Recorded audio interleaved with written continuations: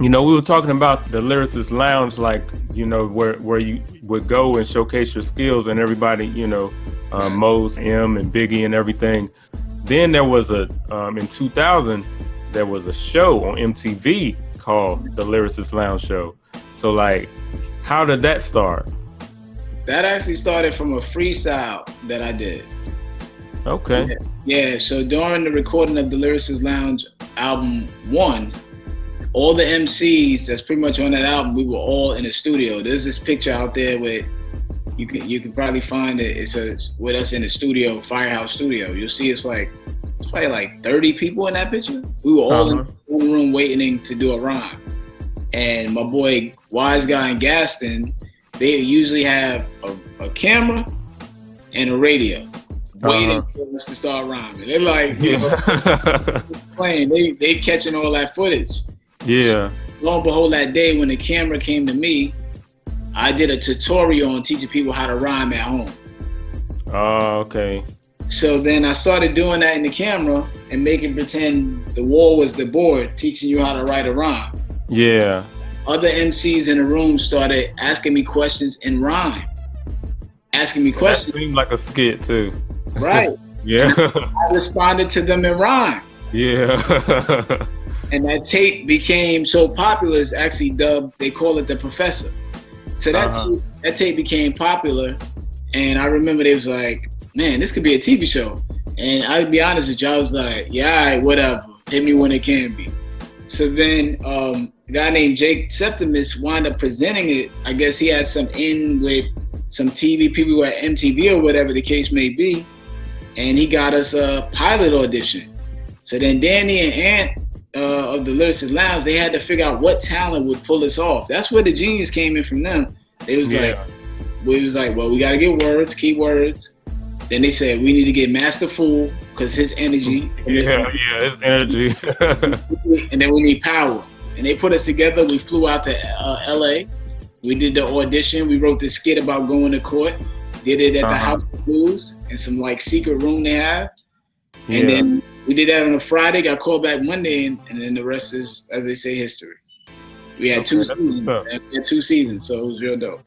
I know that there was also like not just like you, Master Fool, and Power, but there were also like people like Tracy Ellis Ross and stuff on the show, and like people that were like kind of more like in the acting world.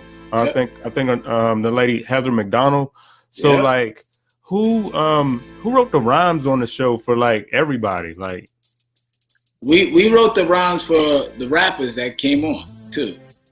So we wrote a majority of everything together. Me, Master Fool, Def Jeff, Power, AL, he wrote a few things. Punch was there at some time. Everybody. Thurston wrote his own. But we wrote like the rhyme for Snoop on there. We wrote CeeLo's whole verse. We wrote Big Boy's verse on there, and we wrote one. I forgot which one it was. Crazy Bone verse from Bone Thugs Harmony. I mean, we wrote stuff that you wouldn't think we probably wrote it because we wrote it in their voice. Yeah. So if you watch the skit with Big Boy, and then I think it's Crazy Bone on there. He comes on and he's like,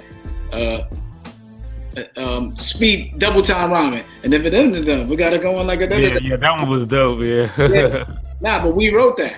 I wouldn't even have known that. I would have just automatically assumed that the rappers wrote their own verse. Like only person that really wanted to write their own rhyme was MC Lyte wrote hers. And Slick Rick wrote some of his, if not all of his. The things that we did do is like Snoop changed. I want the Sega Genesis. I want the Sega with the. I want the Dreamcast with the controller. He said, "I want the Dreamcast with the blue controller." Like, obviously blue because of yeah. But he was like, man, who wrote this? He can't. That's one of the main things that who wrote this? And we was like, us, So That was that, and Killed then his freestyle though when on the end. yeah, he murdered it. Legendary. That was a legendary part of the show. That. And he probably couldn't wait to that ending. To do that. That was part. That was mostly everybody at home part. They couldn't wait to the end of the show for that. That was awesome. And like, so for the people that were actors and stuff, was it hard getting them to get into like rapping for their skits and stuff, like doing their parts? Yeah, they would only rap when it was our skit. So like they had to try to figure out where they fit a line in. I mean, that was something so new at that time. A lot of the actors were scared because it was like they didn't want to mess up the time. They didn't want to look corny, trying to down, but then we would just find like one line for them. We wouldn't push it overboard, we would be like, because they wanted to show more of a, chemistry with the cast. So we did an elevator skit. And we gave I remember that one. Yeah, so we have one of the actors in one line there, So we try to get them in there to show more of a chemistry with the cast. But they definitely were nervous, and it was new for everybody. Yeah, but it came out really dope. I think that it was really authentic. You know what I'm saying? Like a lot of times when something gets of hip hop gets converted to being on primetime TV, sometimes they make it corny. But I never felt like it was like that. It was really dope how y'all did it. I keep it 100. The first few days of, first we meet, talk, discuss what we're doing. I would say that first few bars of rhymes we were trying to come up with. Our first skit that we wrote was the heist, the bank heist. Oh, okay, yeah. Over that Quiet Storm beat. And they got some on YouTube. They got this stuff. I was looking back at it not too long ago. Yeah, and I'll be honest with you. That was the first rhyme we wrote, and when we first started writing it, we were like trying to figure out, let's not get too crazy technical with it, and the world. So that rhyme, when we first started writing that rhyme, we got that rhyme together and it started coming together and everybody could understand it. We was like, oh, this is gonna be a go. Because we knew the rhymes, even to this day, sound fire. You know, they're gonna be classic bars because we knew how to keep it simple but clever. And that's what we were worried about. Cause remember, I'm coming from the underground where dudes, you don't want yourself to be looking crazy, like he dumbed it down too much. So we couldn't do that. So that's why good morning, Sharon. Your name is Sharon, correct? We had to make the withdrawal and endorse the check. Forget the check and just make the withdrawal. We like making sure that the rhymes sound crazy. And it could have been like, good morning, we want your money out the bank. Make sure that you do. We was like, the concept of how do you talk to people that aren't like us, right, without losing us.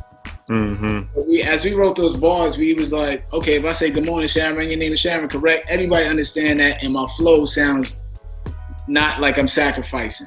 So right. It was discussions though, as far as we had to figure it out. Remember, we're doing something nobody ever did. So now we're trying to figure out, how do I write this rhyme for 300 million people and across the globe to understand me without jeopardizing the streets that heard me rhyme for real. And we found a good balance with it. And then once we found that balance, it was, we wrote stuff for Common. We wrote stuff for, we wrote everything that, for the most part, like I said, it's only probably like 2 people that wrote their rhyme. Yeah. So like, what would you say are like some of your favorite sketches from the show? The Ledge is legendary. Me and Mosa on the Ledge. Yeah, on the Ledge. That's legendary. The bank heist is we're rhyming over the Quiet Storm beat. You can't get no better than that. Yeah, you can't get no more gutter than that. Man, at that time, bananas. One of the ones that I like is where y'all had that it was like a football sketch, and it was like every time somebody left the huddle, you would talk about them, like, that was ill. I remember writing that, man. That was second season. We was living in a hotel until they found a new house, because we lived in a big mansion the first season, and then we didn't know we was coming back second season, so they gonna keep the house open for us. And then we came back second season, and we had to stay in a hotel for a few days. And I remember just like sitting at the table and writing that, man. I literally just wrote that whole thing sitting there, and I literally remember sitting there. And like 42, and take steps 3 seconds down, and writing it. And then I was like, I don't know how I'm gonna end this. And Fool came with the last line. Oh, okay. He said, it's a quarterback fake. You with me? Break. Yeah. That's genius. Yeah. Quarterback fake, because I'm faking everybody out through this rhyme. Right. And not even just saying, I'm being fake as a quarterback fake. It's just a perfect ending. Like, there's nothing better than that ending for that rhyme, Yeah. Do you still keep up with your cast members from the show and stuff? Yeah. I've spoken.